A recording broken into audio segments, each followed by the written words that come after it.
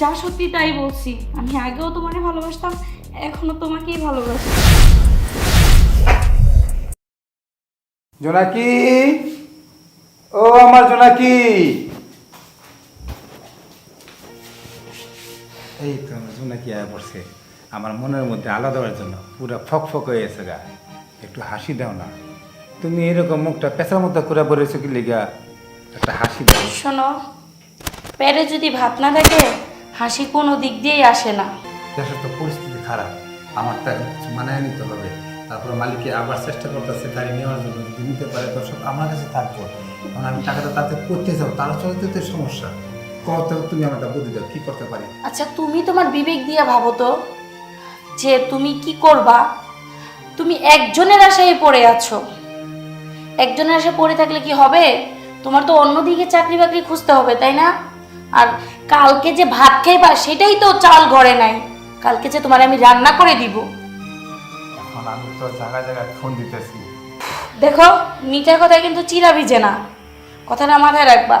আগে কি হয়েছে না হয়েছে সেগুলো বলো, এখন কি হয়েছে না হয়েছে সে চিন্তা করো। ঘরে পয়সা থেকে মানুষটা ফোন দিলে তো হবে না, তোমার হাইটে গিয়া চাকরি খুঁজতে হবে। একটু একটু অসুস্থ হয়েছে তাতে কি হয়েছে? এমন তো না যে তুমি পুরোপুরি অসুস্থ হয়ে গেছো। আর তাছাড়া তুমি যদি চিন্তা করো যে আমি চাকরি করে খাওয়াবো, তাহলে কিন্তু অসম্ভব। আমি চাকরি করে তোমাকে পালতে পারবো না, আমার সন্তানদের নিয়ে তাহলে আমি আমার বাবার বাড়ি চলে যাব। জোনাকি, জোনাকি, এই কথা বললো না তুমি। জান আমার লক্ষ্মী আমার, আমি অনেক চেষ্টা করতেছি। আমি আবার কালকা যাইতেছি, কালকা যায়া দেখি কোথায় কী করতে পারি। আর এখন আমি অর্ধেক বয়স হয়েছে গা, এখন আমার কোথায় মানুষ চাকরি দেবে? সব জায়গায় বিয়ে পাস করতেছে 22 বছর 25 বছরের ভিতরে। আমার এই যে অর্ধেক বয়স হয়েছে, এখন ওই মালিকের কাছে ঘুরে ঘুরে আমার যাইতে হইব। তুমি আমার একটু সময় দেন, একটু কষ্ট করে চলো। তার মানে তুমি কি বুঝাইতে চাইতাছো? তোমার বয়স হয়ে গেছে গা, আমি চাকরি করব, মানুষের বাড়িতে গিয়ে কাজ করব? হ্যাঁ, যদি বলো তাই করি, মানুষের বাড়িতে গিয়ে চাকরানির কাজ করি। দেখি কি করা যায়। আজকে এই মুহূর্তে তোমার মহাজনের কাছে গিয়ে তোমার বোনাসের টাকা পয়সা সব নিয়ে আসবা। আমার সংসার যদি না চলে, আমি যদি ভালো থাকতে না পারি, আমি কাউকে ভালো থাকতে দিব না। আর যদি তুমি যেতে না পারো, তাহলে আমি যাব তোমার ওই মহাজনের কাছে টাকা পয়সা আনতে। মাথাটা ঠান্ডা করো। মহাজনের কাছে টাকা থাকতো, তাহলে তো 50 টাকা আমি চাই নিয়ে আসতাম। এখন তো ওনারই অবস্থা খারাপ, আমি ওনার কাছে কীভাবে চাবো? বুঝছি, তোমারে দিয়া কোনো কাজ হইব না, যা করার আমারই করতে হইব। আমি এখন এই মুহূর্তে তোমার মহাজনের কাছে যাবো, ঠিক আছে? তবে যদি যাও, সুন্দর করে কথা বলে তার বৌমাটা দেখবা, তারপরে কথা বলো। তুমি এমন কোনো পেস লাগাও না যাতে পরিবর্তিতে যে আমরা ওই চাকরিও চলে যায়। সুন্দর করে কথা বলে চেষ্টা করে দেখবা। দেখো, আমি অতটা ছোট বাচ্চা না যে আমি কিছু বুঝি না। আমার কারে কি বলতে হবে সেটা আমার ভালো জানা আছে। তুমি তোমার মতো থাকো, আমি গেলাম। শোনো শোনো, এটা কি? ওরে আল্লাহ জানে মহাজনের কাছে গিয়ে কি পেস লাগায়। হয়তো আমার সাথে অনেক খারাপ ব্যবহার করে, এটা আমি মাইনা নেই। কিন্তু বাইরে গিয়ে যখন মহাজনের কাছে এই ব্যবহারটা করবে, তাহলে তো মহাজন মনে করবো এই সারাটা জীবন আমি এই জাহান্নামের আগুনে জ্বলছি, জোনাকির আগুনে জ্বলছি। মানুষ তো জানে যে জোনাকির ভালোবাসায় আমি জ্বলতাছি, কিন্তু জোনাকির যে আগুনের জ্বলতাছি এটা তো তাহলে মানুষ যাই না যাইব গা। আল্লাহ, তুমি আমার মাথাটা ঠান্ডা করে দাও। আর আল্লাহ, মহাজনের যে গিয়া না পায় তাইলে আর সমস্যা হইব না। হ্যাঁ আল্লাহ, যাতে মহাজনটা গিয়া না পায়, তাহলে খারাপ ব্যবহারও করতে পারবো না, আর আমার চাকরিও থাকবো। আল্লাহ, আল্লাহ তুমি এই কামটাই করে দিও না।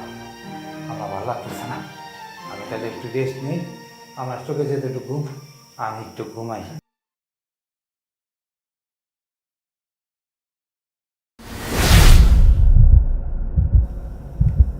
আরে তুমি এই জায়গায়?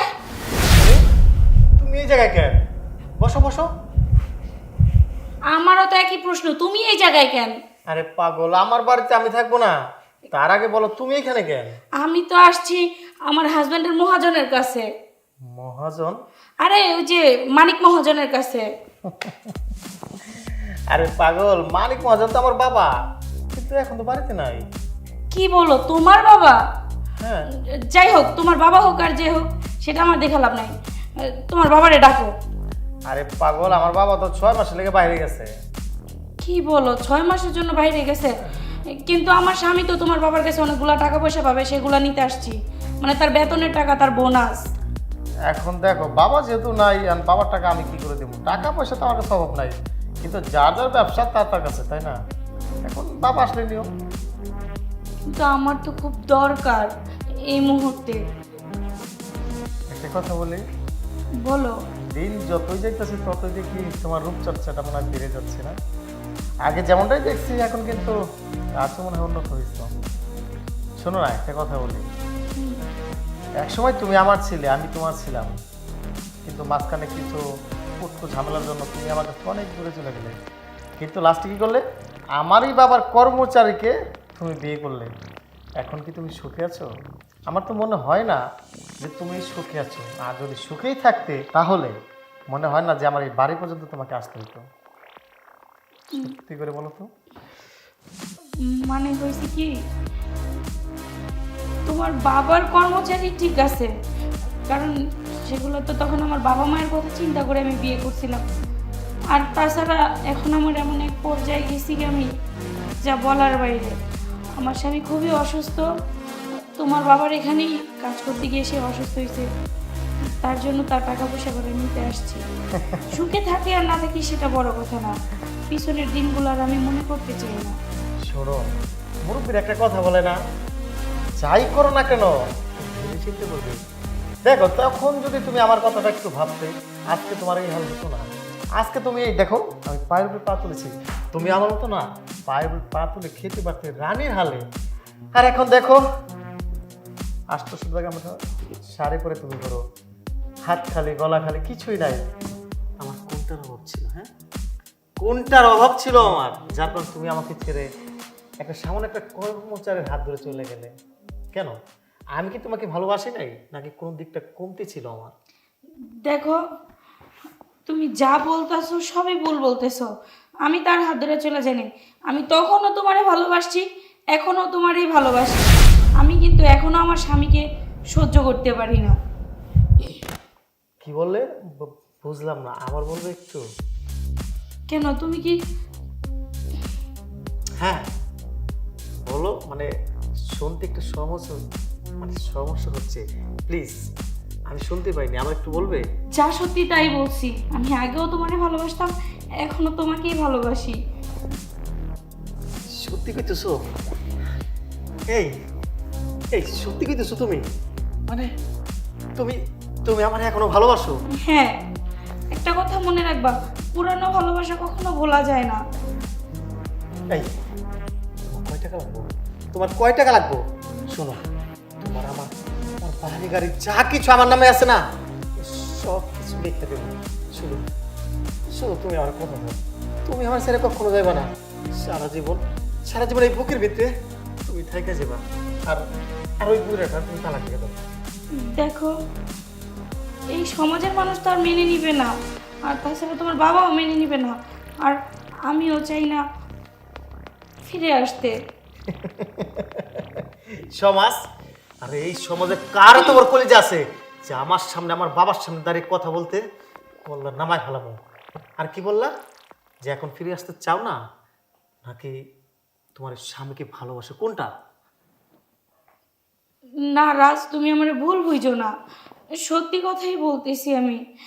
তাছাড়া তুমি তো হয়তো কিছুটা বুঝতে পারছো যে আমি কতটা সুখে আছি।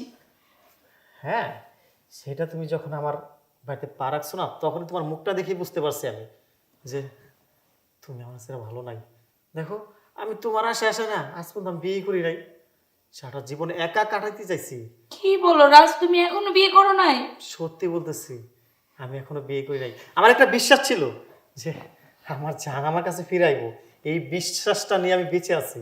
দেখো, আজকে তুমি ফিরাইছো। চলো না, আগের মতো আমরা একা একা হয়ে যায় আবার। তাহলে আমার স্বামী? ওরে কিছু টাকা পয়সা দিয়া বিদায় করে দাও, যা কিছু করা লাগে আমি করব। তোমার এটা নিয়ে ভাবতে হইব না, তুমি সারা জীবন আমার বুকের উপরে ঘুম পারবে, টাকা পয়সা কোনো কিছু তোমার অভাব থাকবে না। সত্যি বলতেছো রাজ? তুমি কখনো আমারে ফিরাই দিবা না তো? পাগল হইছো?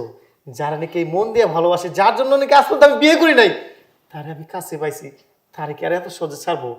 মরণের আগ পর্যন্ত এই হৃদয় থেকে না কেউ আলাদা করতে পারবে না। বিশ্বাস করো আমি তোমার অনেক ভালোবাসি। ঠিক আছে রাজ, আমি তোমার বিশ্বাস করলাম, তাহলে আমি আমার স্বামীকে ছেড়ে দিব। আমিও চাই না ওই কষ্ট যন্ত্রণা সংসার করতে। একদিন খেয়ে একদিন না খেয়ে থেকে আমি আর বাঁচতে পারতেছি না। হ্যালো, আচ্ছা ঠিক আছে, আমি এখন ব্যস্ত আছি, পরে কথা বলছি। ওকে, এই শোনো না, একটা কথা বলি। বলো। কিছু মনে করবে না তো? না না। দেখো, তোমার স্পর্শ পেয়ে না মানে আগের ভাবটা না কিরকম যেন লাগতেছে, তাই বলছিলাম চলো না তোমাকে একটু আদর করে দেই, অনেকদিন তো আদর করা হয় না। কি হলো? ঠিক আছে, তুমি না চলে নাই, সমস্যা নাই। না না, ঠিক আছে, চলো। চলো।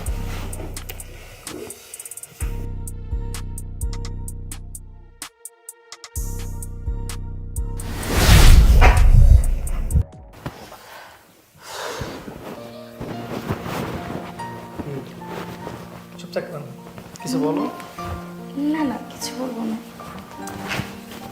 অনেকদিন পর মনে হয় শরীরের জ্বরটা মনে হয় ছাড়লো। শরীরটা না অনেকদিন ধরে ভেস ভেস করতেছিল, তারপর না কার কাছে যাই নাই, একটা আশা নিয়েছিলাম।